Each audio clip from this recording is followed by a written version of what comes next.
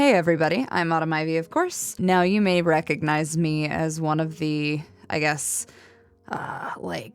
know. Normally I voice Evelyn, it's a great time, Kay. Thanks, appreciate that. What was brought to my attention is that Wendingus was writing a New Year's post on their Reddit, which is, of course, u/Wendingus. Wendingus is obviously the author of Accounts from a Lonely Broadcast Station. So they were kind enough to present us with something for the holidays. Now, I did read an excerpt of it on my Twitch channel the day it was written, actually. Wen gave us a little bit of a sneak peek. But I wanted to come back because I promised I would, and I wanted to read it for you guys. So hopefully you enjoy. Happy New Year from 104.6. I'm Autumn Ivy, and let's have a good time.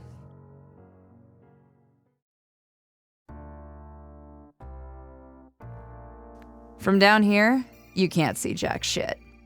You see, the nice thing about being perched in a watchtower 50 feet up in the air was that we could see the wide open world of trees and mountain peaks that surrounded the village of Pine Haven. As its protectors, that was kind of important.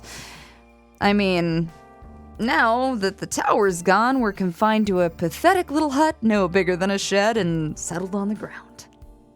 Feels like we're all living in a sardine can. Then the snowstorms coming from the mountain are like these big shoes kicking us around. The sounds of construction were giving me a headache. I was plagued by constant fears that the portable outhouse we all shared is just gonna tip over with a gust of wind. But worst of all, it was a week after Christmas. And Daniel? Oh, he was still singing carols.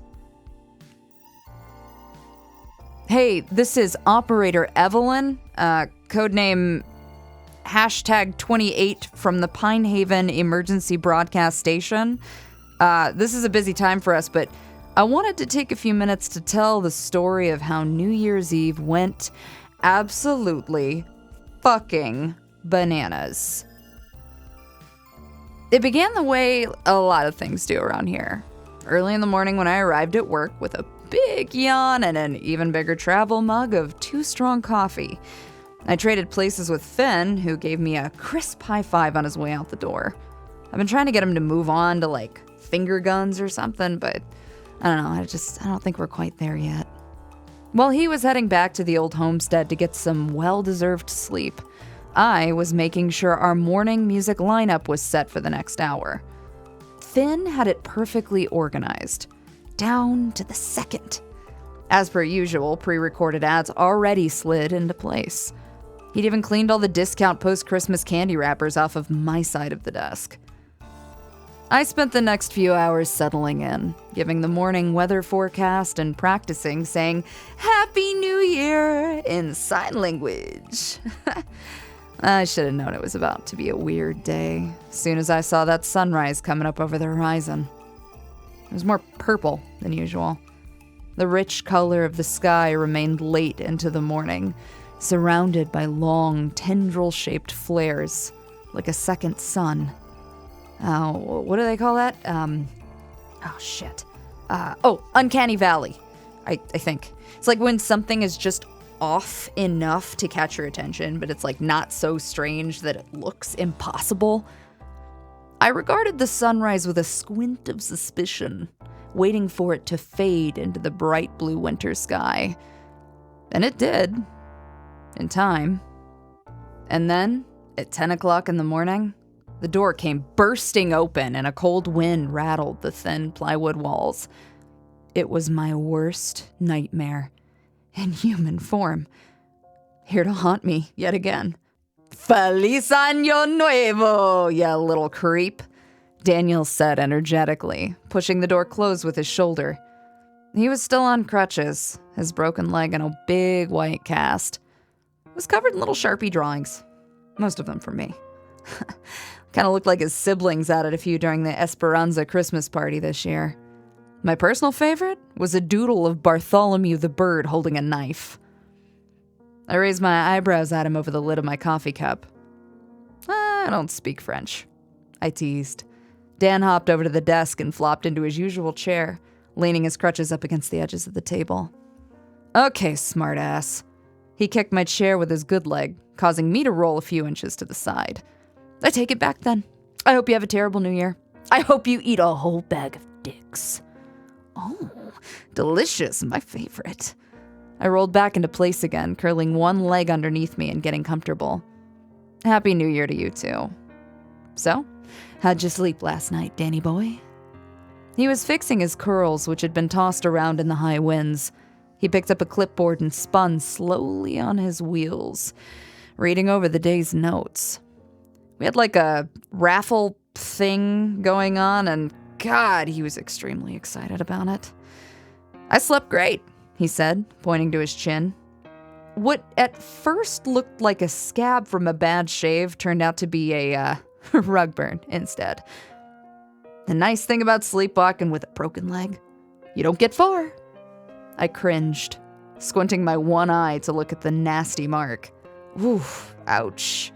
I mean, it is better than getting lost in the woods, though, right? You know, or jumping into mysterious holes. It was one singular mysterious hole, and I did not jump. I attempted a graceful swan dive before you interrupted. Yeah, okay. I snorted, getting out of my seat. I turned to the little coffee maker we had plugged in behind the desk, filled with distilled water from jugs. It was sitting on a rickety old chair we found in the shed. Sincere apologies, connoisseur of strange holes. I didn't mean to offend. You want some coffee while I'm back here? Dan threw a crumpled up piece of paper at the back of my head. He was in rare form today. No thanks, darling. I'm good. I'm off my tits on Monster Energy. I heard the distinct pop of a can top. I snickered, tossing the paper wad in the trash. Oh, that explains everything. Oh, hey, while you get settled in, you want to do like the raffle announcement after Come Fly With Me? I didn't pre-record it because I kind of thought you would want to do the honors. You do love me. Dan gave a huge, gap-toothed grin while he adjusted his hearing aid, making sure it was secure before putting his headphones over top. As I pretended to gag at his cutesy bullshit, he started to loudly sing along with the radio. Just as I feared he would. Our new setup sucks enormous, hairy ass, if I'm being completely honest. I mean, it was built in an afternoon out of plywood and spare pieces from an old barn. Each plank is a different shade of peeling paint. There's no plumbing, no heat, and I mean, if you want to keep something refrigerated, you just stick it in the snow by the door. The plexiglass window out front isn't even much of a lookout either. All we can see is snow and the tree line. Which honestly is far darker and more foreboding from this angle than it kind of ever was up in the air. You know, anyway, we're packed into a space just barely large enough for all of our equipment. I mean, the old tower wasn't very big, sure, but at least Daniel and I could sit side by side without constantly assaulting one another with our elbows. As I refilled my travel mug, I could hear my co-host crooning into his microphone. It's 10 o'clock on a beautiful Saturday morning, and my partner and I just want to wish everyone down in Pine Haven a fantastic New Year's Eve. For tonight and only tonight, we'll be giving away a special prize to one lucky winner. To enter the raffle, call and tell us your New Year's resolution, and we'll draw a name at midnight for a $50 card to the Pottery Barn. Ooh, I stifled a snort of laughter. Pine Haven was still rebuilding after the disaster that happened before Christmas, but there was something so pathetically hopeful about offering compensation in the form of $50 worth of pottery. I briefly wondered what would happen if nobody called us, but I didn't say anything. I had to take the time to break Dan's squishy little heart. As it turned out, we actually did get some calls. Bill from Chestnut Avenue wants to eat less red meat. Kendall wants to call her sister more often. Emily says she'd go to a gym if Pine Haven had a gym, but she'll settle with long walks in the evening. Travis said he wants to start sleeping better at night. Patricia wants to sleep better at night. Jamal wants to sleep better at night. Paige wants to sleep better at night. Anthony, you guessed it, wants to sleep better at night. By mid-afternoon, the sky was already starting to grow dark. We could hear the distinct caw of several dozen crows, perched at the tree line where the forest met the clearing. We could hear the rumble of something that sounded like thunder. We knew it probably wasn't. All at once, the wind stopped. The trees were completely still. The wispy dark clouds in the sky were as still as a picture. Everything got eerily, horribly silent. I stood at the window, my breath making a warm fog on the plexiglass surface. So, what about you? I heard Dan ask from behind me. What's your resolution this year? I thought about it in silence for a moment. I wanted to stop drinking entirely. Maybe try therapy? I wanted a will to live, not just for Pine Haven, but because I was happy. I wanted to figure out what made me happy. I wanted to dance. I wanted to say I love you more often to the people who mattered to me. I had to start drinking more water, I lied. What about you? Daniel was silent for a minute before he too had an answer. Maybe I'll write a book. My lip twitched in the tiniest of smiles while I watched the crows gather on the radio tower. The blinking red light at the top was dancing against a pure black sky, while the clock on the wall ticked loudly. You know, I think that's a great idea, Danny boy. It was late by the time Finn showed up, agreeing to take over for Dan and I. What's with all the fucking crows? He asked the moment he stepped inside, slamming the door behind him. The thin walls shuddered, and the whole place shook. They're in town, too. There's like thousands of them, probably. Maybe it's an omen, Daniel said, wiggling his fingers. Also, Happy New Year, Finn. Got any resolutions? Yeah, to get all the bird shit off my car. He sighed and sat down, all three of our chairs packed in tightly side by side. He looked tired, dark circles under his eyes, and his hair more gray than usual. You know, sometimes I suspected that Daniel and I were the cause of that, honestly. So, what have I missed? I sat back in my seat, tapping my pen against the edge of the desk. Now, lots of calls. Yeah, Daniel's been a popular boy tonight with his little raffle idea. We heard thunder earlier. It wasn't thunder. Finn shook his head. There's another big sinkhole at the edge of town. You know where the old Christmas tree farm was? I narrowed my eye. Was?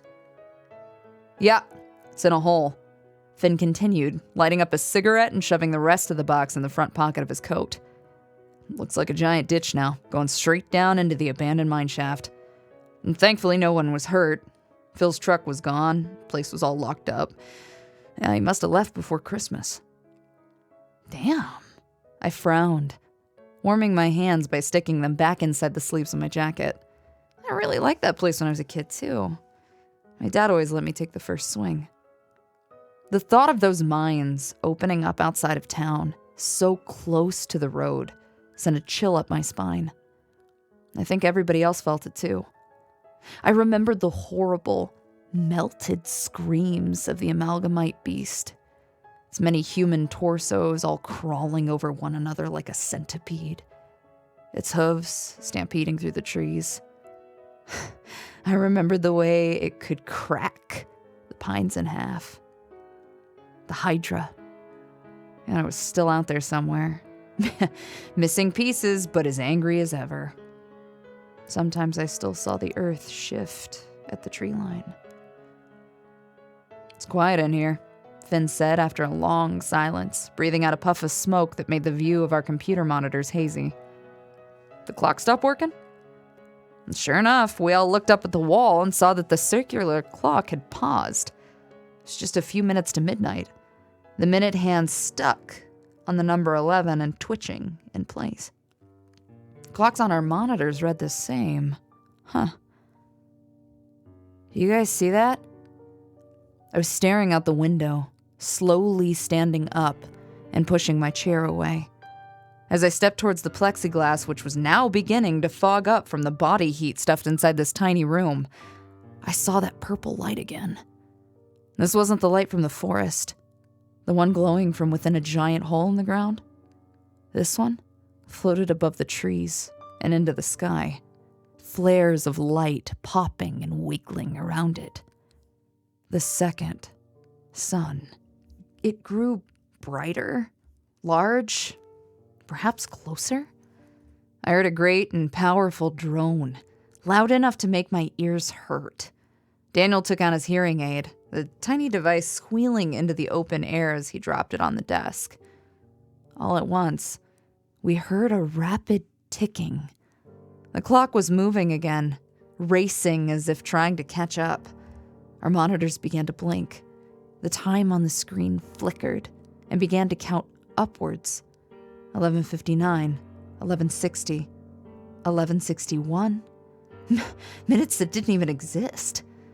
There was a loud screech from all three of our headsets, volumes blaring and seemingly coming from all directions at once. We'll drink a cup. The floor began to shake beneath our feet. The lights flickered on and off, changing colors from red to orange to purple. Of kindness yet. Crows were flying at the window, hitting the plexiglass. The glittering stars flew overhead, as if the hours were speeding by. The purple glow, now drifting, grew closer, so bright that it took up the entire view. For the sake of Auld Lang Syne. Everything in the room shut off with a loud buzz. The lights, the computer monitors, the audio console. I heard nothing except our own panicked breathing and the sound of my pulse inside my ears. Finally, there it was again. The clock on the wall began to tick. It was 5 minutes to midnight again. Daniel was the first one to speak. Okay, Jesus, what the fuck was that? I tapped the keyboard of my computer, testing to see if the screen would come back on. Nothing happened. I don't know, but I think we lost power. Shit. Oh, fuck. I'm gonna go get the generator started. I drew my coat closer around my neck, the night's chill sinking in. As I took 2 small steps towards the door, I reached for the handle and prepared to run out without even looking where I was going. I would be shocked to find that instead of hitting the snowy ground, my boot sank through the air with a plunge that made my heart drop all the way down to my knees. In an instant, I was dangling, holding onto the door handle for dear life. I felt the wind blowing against my legs, the cold air whistling in my ear. I was looking up at the open doorway where Finn was already rushing to the edge to grab my arms. The old, worn hinges of the door were starting to protest against my weight. "Evelyn, let go!" Finn yelled, gripping my arms right below the elbows. No! I yelped, my voice coming out as a panicked squeak. Fuck you!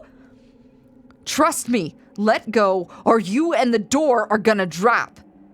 I looked down. Oh, I really shouldn't have looked down. We were floating. At least a mile, half mile, maybe, I don't know. But we were above the forest. Dirts and roots and all kinds of things dangling from the bottom of the shed as if it had been plucked off the ground. Below us, the magenta light coming from that endless pit was shining brightly, like a round burst of color. An eye looking up into the stars. I was hyperventilating. My head was starting to spin, the world turning on its side as I grew dizzy and faint. When I looked up back at the door, Finn wasn't even there anymore. Someone else had taken his place. I saw a thick red beard, tan freckled skin, a yellow and orange fireman's coat. He was holding my elbows tightly, nodding with his head with a comforting, reassuring smile. "I got you, Ginger Snap," he said. "But you gotta let go." I'm gonna fall! The voice that came out of my mouth wasn't mine. It was tiny, young, childlike. "You ain't gonna fall, darling. Trust your paw. I gotcha." I braced myself, teeth clenched. Before I could have a chance to doubt my decision, my hand released the doorknob, and I felt my weight shift suddenly, startlingly. My eyes squeezed shut as I was pulled upwards, my stomach hitting the edge of the doorway first before the rest of me toppled onto something warm and human shape. He didn't smell like Dad anymore. He smelled like cigarette smoke and pine. Finn gave me a pat on my back, pushing me by the shoulders to ease me off of him so that he could stand. I clutched my chest, sitting in the middle of the floor and struggling to breathe. Daniel was out of his chair at this point, sitting on his halfway to the door, as if he'd either fallen or even tried to scoot instead of using his crutches. "I think I'm having a panic attack." "Oh," he wheezed. "You're always having a panic attack." Finn grabbed Daniel under the arms, pulling him up and putting a crutch under it so he could stand. "Lynn, you okay?" I looked up at him, my sight still bleary, head still spinning. I blinked and felt a tear rolling down my cheek. Yeah, I'm okay." I sniffed as Finn grabbed my hand and pulled me up, patting my shoulders. "So, don't go out that door, okay, fellas? Yeah, great." I forced a small chuckle. All three of us were looking out the window now, watching the wind push along as we floated far above the trees and just under the clouds. The wooden boards were creaking and whining, like a boat being rocked by the waves. The dingy, hanging light above us started to buzz. The bulb crackled to life again. Our computer screens flickered, the radio static blasting in our headsets. We heard the music again. Should old acquaintance be forgot? A warm red light filled the sky, thunder roaring as meteors began to fall from the heavens. It made the sound of whistling fireworks as they fell. We all braced ourselves while the shed began to rock, flames engulfing the trees. And never brought to mind. The ticking was louder now. 11:62. 11:63. We were falling. The building gave one violent roll to the side like an aircraft going out of control, and suddenly we could see the flaming trees below getting closer and closer. The three of us fell into a pile on the floor. Finn was grabbing the edge of the desk for dear life, and Daniel was squeezing me so hard that it hurt. 11:63. 11:64. The impact never came. It was as if I blinked and everything was normal again. I was standing there, looking out the window at the banks of the snow and the tree line up ahead. I could see the clock on the wall, frozen at 11:50, out of the corner of my eye. And I could see the computer screens glowing bright from the corner of my other eye. Okay, now I'm actually having a panic attack. I heard my voice, but I wasn't the one to say it. I turned on a dime and saw a short, red-headed figure in a ratty old denim jacket standing behind me. She clapped her hands over her mouth and then looked at her own freckled fingers and let out a shriek. How the fuck was I standing in two places at once? "Who the fuck are you?" I yelled, pointing a finger. It wasn't my voice that came out of my mouth. It wasn't my hand that was reaching. "Dan, I think," the Evelyn imposter said, holding up her hands. She, or rather he, looked at his new body and patted up and down as if making sure he wasn't dreaming. "Finn? Why am I a white woman?" "I'm not Finn." "Then who?" "I'm Evelyn, and you're me?" "No, I'm Dan." Holy shit, both of you, shut the fuck up. Dan's voice boomed out with an aggression I had never heard before.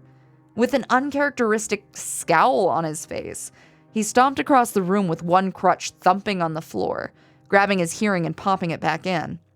I swear, you two each have one half of a brain cell, and you can't figure out how to rub them together. I'm Finn, you're Dan, you're Evelyn.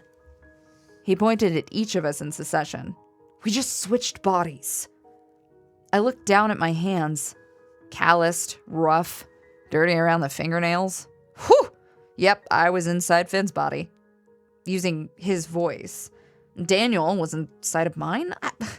Suddenly I was tall and heavy, and the back of my throat kind of tickled from the burn of cigarette smoke. Huh.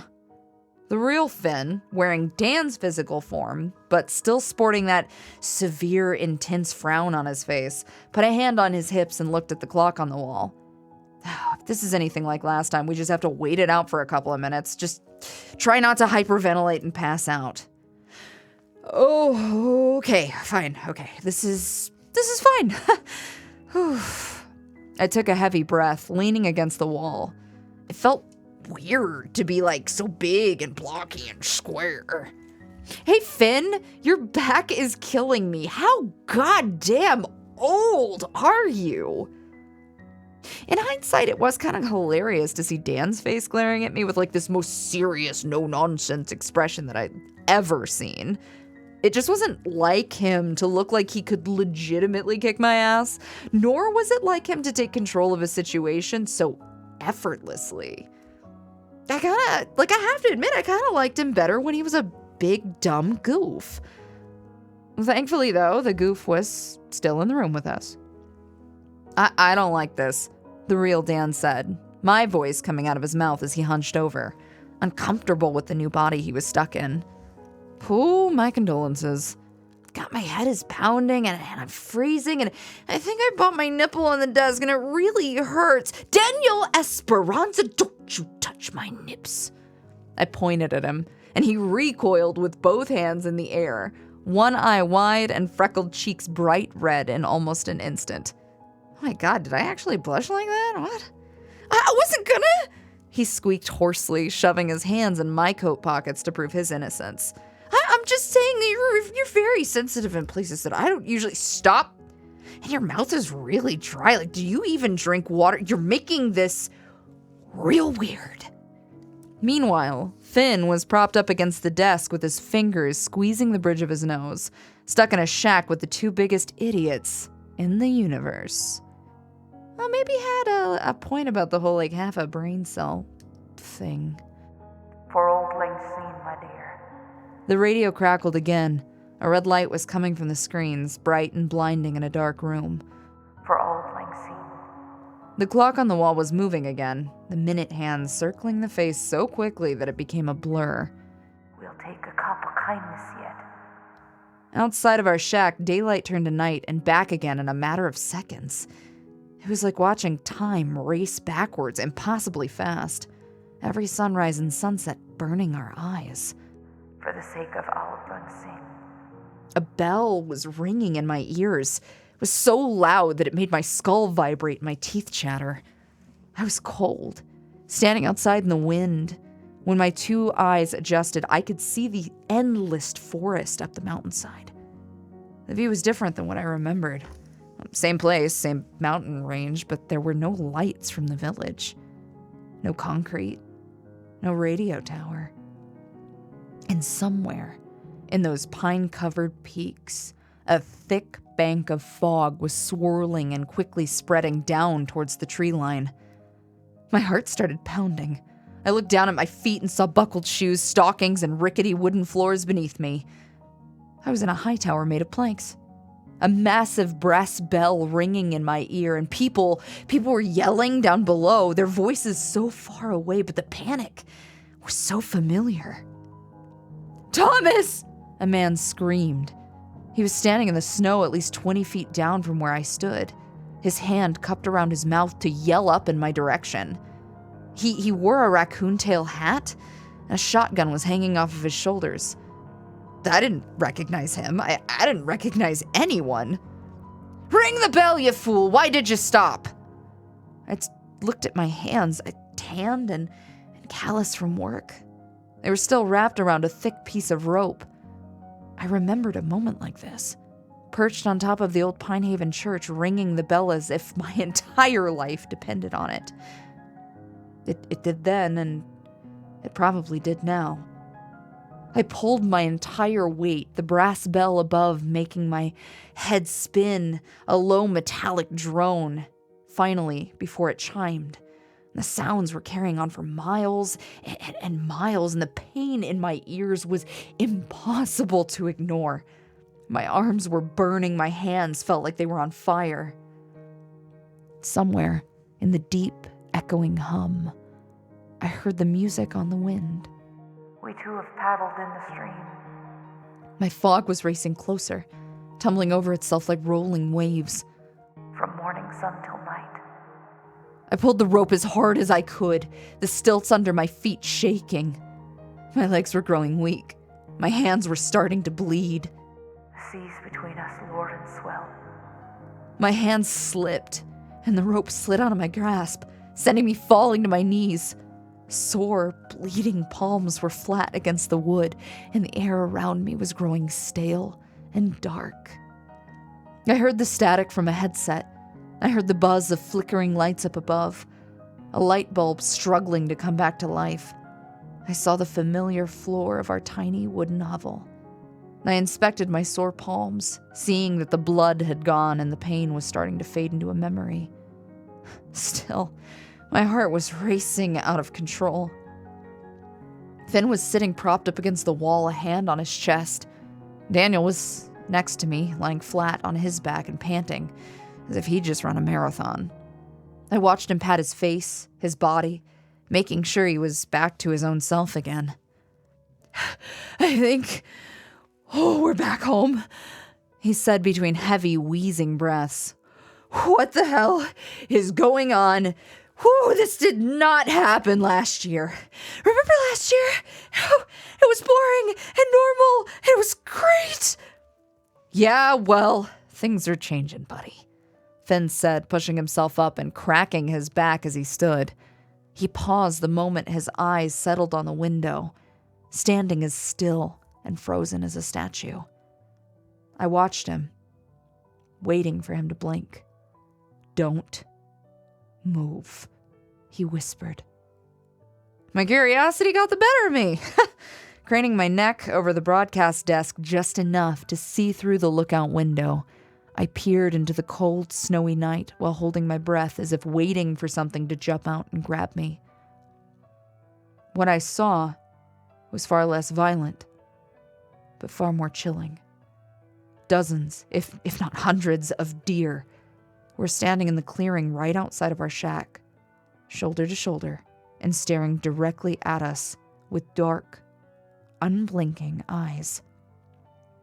Some of them had extra antlers, others had additional eyes or noses, and some had human hands instead of hooves at the bottom of their legs.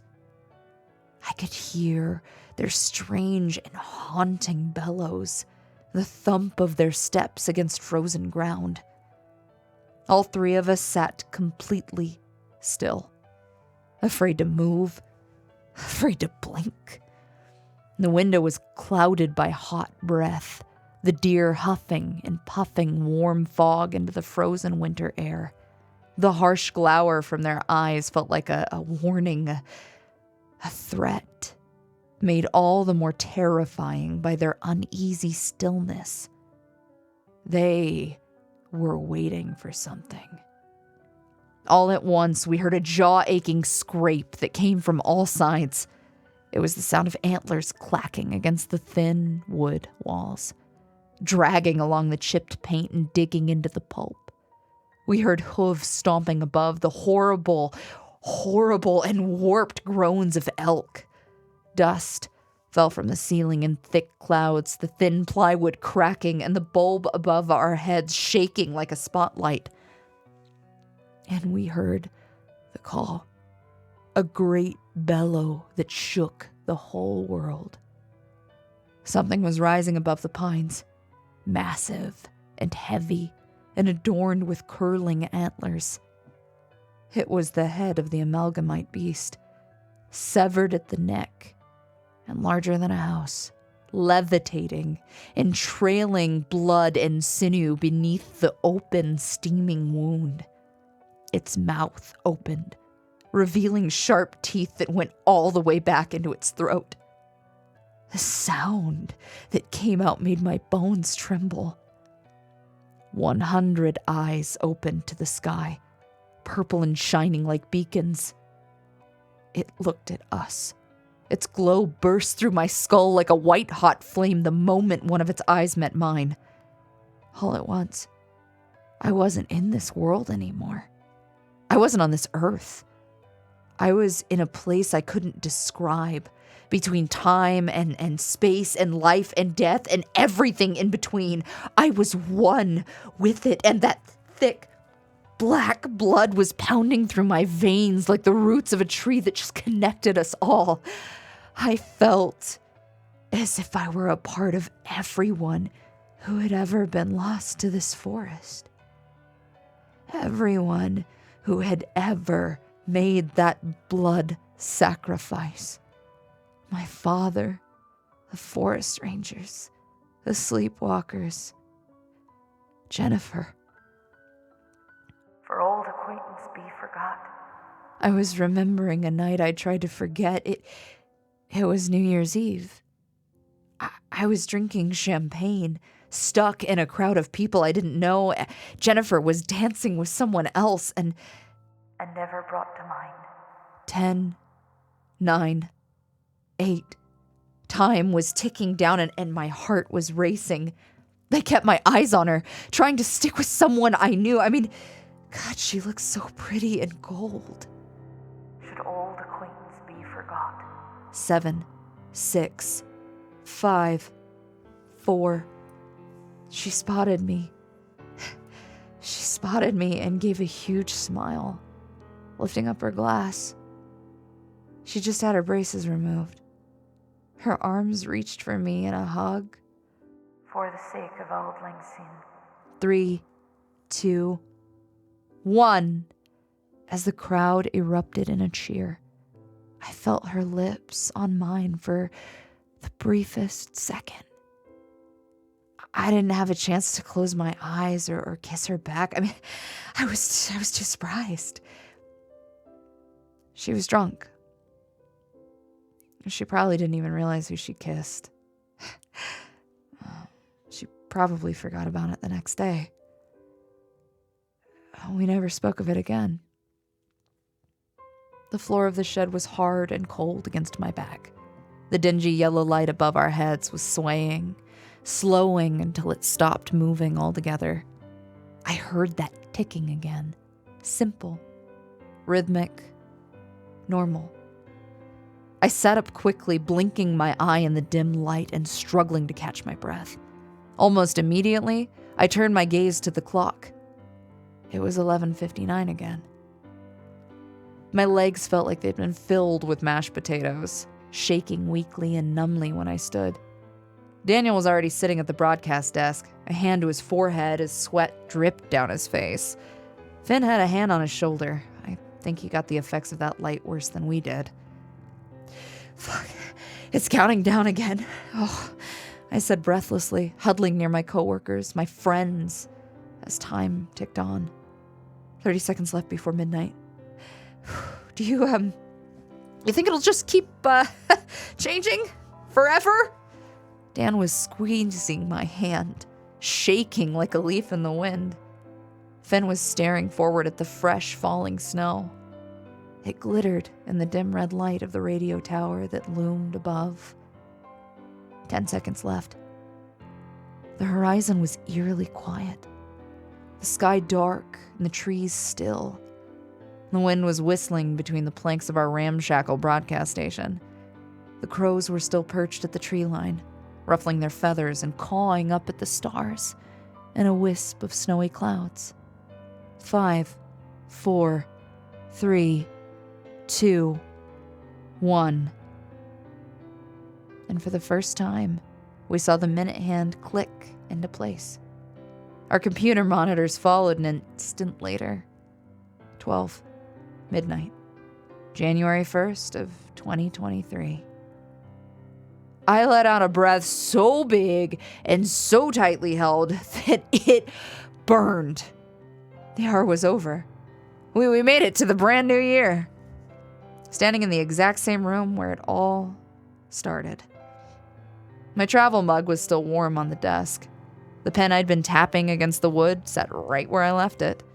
Auld Lang Syne, the Guy Lombardo version, started playing through the headphones just as it had been set. And when 12:01 appeared on the clock, the three of us finally relaxed our shoulders like three frozen statues that had finally been released from time.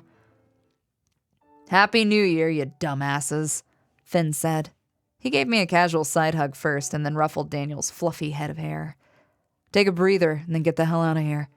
Go celebrate, drink some grape juice or something. Take a nap." Oh, taking a nap sounded great, but easier said than done. I sat down, my hands sliding down my face in exasperation. My heart had been pounding out of control, but now it was slowing to the usual pitter-patter of constant, reasonable anxiety. I looked over at Dan, who still had that far-off look, as if his soul had been ripped out of his body. I tapped him on the shoulder to get his attention and signed with my hands, "Happy New Year." It made him smile. Finally.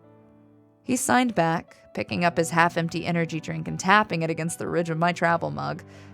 "So, bud," I raised my eyebrows, "did you remember to write down those phone numbers from the raffle?" Daniel's smile disappeared and his eyes widened halfway through a sip from his can. He stared off into the distance for a few uneasy seconds before whispering under his breath, "Oh, shit." This is Evelyn from the 104.6 FM Emergency Broadcast Station. And on behalf of myself and the two idiots I share a brain with, Happy New Year. And good luck.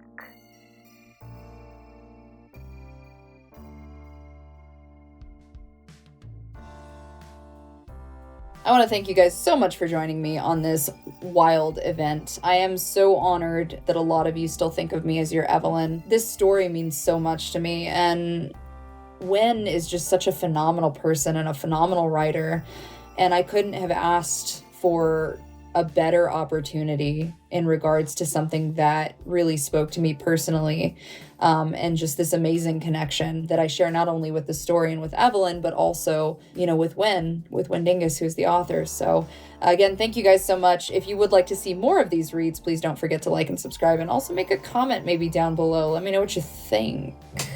I know you all missed Evelyn. I certainly did.